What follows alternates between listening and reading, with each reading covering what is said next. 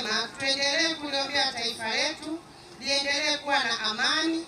Tuwaombee viongozi wa ngazi zote ili wawe na afya njema, waendelee kutuongoza kwa kuzingatia kanuni, taratibu na sheria.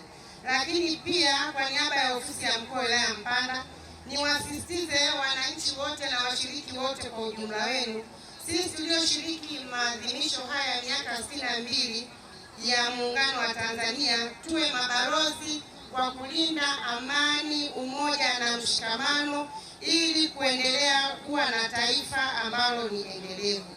Lakini sambamba na hilo, tuendelee kuwaombea vijana wetu, wanafunzi wa kidato cha 6 ambao wanatarajia kuanza mitihani yao ya kidato cha 6 ili Mwenyezi Mungu awatangulie waweze kufanya vyema katika mitihani yao. UMISETA iko hapa pia imefanya vizuri.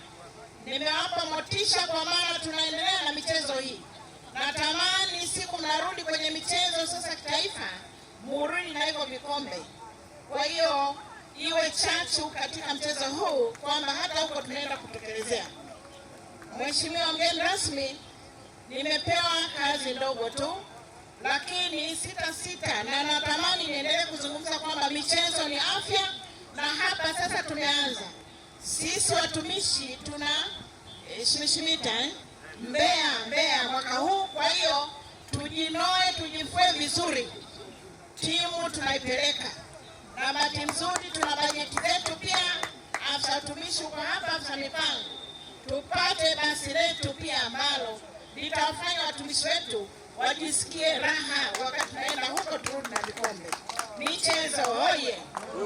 Lakini bado nitoe wito kwamba pamoja leo tumefanya hapa kwa ajili ya Muungano, tuendelee na michezo hii pamoja na mazoezi yale jioni ambazo tumeendelea nazo ili kujenga afya zetu. Michezo oye! Muungano oye!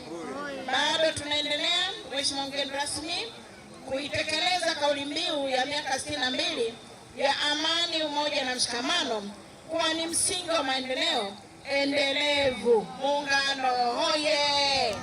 Dkt. Samia Suluhu Hassan oye!